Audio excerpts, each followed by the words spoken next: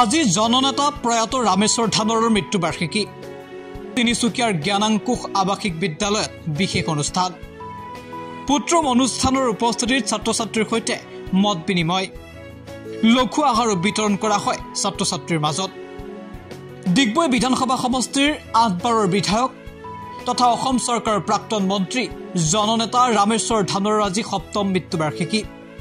2017 চনৰ 10 জুলাইত মৃত্যু হৈছিল জননেতা ৰামেশ্বৰ ধানোৰৰ প্ৰতি বছৰৰ দৰে এইবাৰো মৃত্যুবাৰ্ষিকীত শ্ৰদ্ধাঞ্জলি জ্ঞাপন কৰা হয় প্ৰয়াত ৰামেশ্বৰ ধানোৰক জননেতাগৰাকীৰ মৃত্যুবাৰ্ষিকীৰ লগত সংগতি ৰাখি তিনিচুকীয়াৰ জ্ঞানাংকুশ আৱাসিক বিদ্যালয়ত উপস্থিত হয় তেওঁ পুত্ৰ আৰু শুভাকাংক্ষী জ্ঞানাংকুশ বিদ্যালয়ত উপস্থিত হৈ ছাত্ৰ-ছাত্ৰীৰ সৈতে মত বিনিময় কৰাৰ লগতে লঘু আহাৰ বিতৰণ কৰা হয় ছাত্ৰ-ছাত্ৰীৰ মাজত এই অনুষ্ঠানত উপস্থিত থাকে প্ৰয়াত ৰামেশ্বৰ ধানোৰৰ পুত্ৰ বনুজ ধানোৱাৰ আৰডি সিনিয়ৰ সেকেন্ডাৰী স্কুলৰ অধ্যক্ষ ডক্টৰ দিব্যজ্যোতি দে উপাধ্যক্ষ মমি বৰঠাকুৰ উপস্থিত থাকে মানস শইকীয়া অংকুৰ প্ৰতিম বৰগোহাঁই বাবুল বিকাশ চেতিয়া ৰত্নেশ্বৰ গোহাঁই যোগেশ্বৰ কুৰ্মী জমিৰ হুছেইন আৰু জ্ঞানাংকুশ আৱাসিক বিদ্যালয়ৰ সচিব সঞ্জীৱ ছেত্ৰী আৰু অধ্যক্ষ পবিত্ৰ বৰুৱা সকলোৱে গভীৰ শ্ৰদ্ধাঞ্জলি জ্ঞাপন কৰে প্ৰয়াত ৰামেশ্বৰ ধানোৰলৈ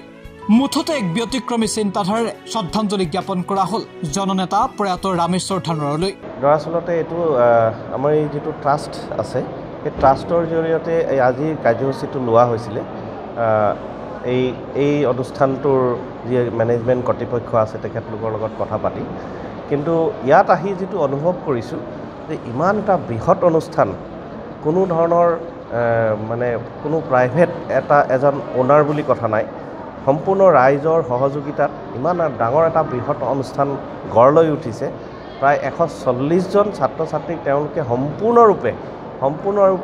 তেওঁলোকে সমৰ্থন দি মেলি তেওঁলোকক আগবঢ়াই লৈ গৈছে কেৱল শিক্ষাৰ ক্ষেত্ৰত নহয় সম্পূৰ্ণৰূপে এইটো সঁচাকৈ এটা বিৰাট শলাগ ল'ব লগা কথা বুলি মই অনুভৱ কৰিছোঁ সৎ মানুহ সৎ চিন্তাধাৰা লৈ এতিয়াও সমাজত জীয়াই আছে সমাজখনক কেনেকৈ আগবঢ়াই লৈ যাব পাৰে তেনে চিন্তাধাৰা লৈ ইয়াত যে মানুহে এনেকৈ কাম কৰিব পাৰে এই কথাখিনি কিন্তু আমি ইয়াতে আহি অনুভৱ কৰিছোঁ আৰু সঁচাকৈ এটা ভাল এটা অনুভৱ হৈছে আৰু ভৱিষ্যতে আশা কৰিছোঁ এনেধৰণৰ অনুষ্ঠানক আমিও কিঞ্চিত মাত্ৰা হ'লেও সহায় কৰি যদি আগবঢ়াই লৈ যাব পাৰোঁ নিজকে ধন্য বুলি অনুভৱ কৰিম নহয় ভাল লাগিলে বিশেষকৈ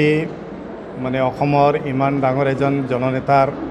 মৃত্যুবাৰ্ষিকী উদযাপনৰ কাৰণে আমাৰ এই অনুষ্ঠানত তেওঁলোকে আহিলে তো মানে কিবা না কিবা এটা উদ্দেশ্য লৈ কিনে মানুহে আহিলে অনুষ্ঠানৰ বিষয়ে মানুহে গম পায় আৰু আমি আৰম্ভণিৰ পৰাই এনেধৰণে কাম কৰি আছোঁ ৰাইজে নিজে স্বতঃস্ফূৰ্তভাৱে নিজৰ স্বইচ্ছাৰে আহি কিনে যোনে যি পাৰে আমি কাৰোৰ ওচৰত গৈ কিনে বা তেনেকৈ এইটো দিব লাগে এইটো কৰিব লাগে তেনেধৰণৰ নহয় মানুহে আহক অনুভৱ কৰক দেখক কোনটো ভাল হৈছে বেয়া হৈছে দিয়া পৰামৰ্শ দিয়ক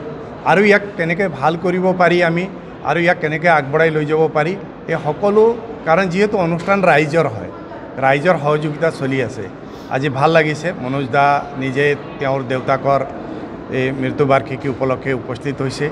আৰু তেওঁৰ লগতে আৰু কেইবাজনো ইয়াত ব্যক্তিসকল উপস্থিত আছে মই সকলোকে আহ্বান কৰোঁ তেওঁলোকৰ দ্বাৰা অন্যান্য ব্যক্তিসকলকো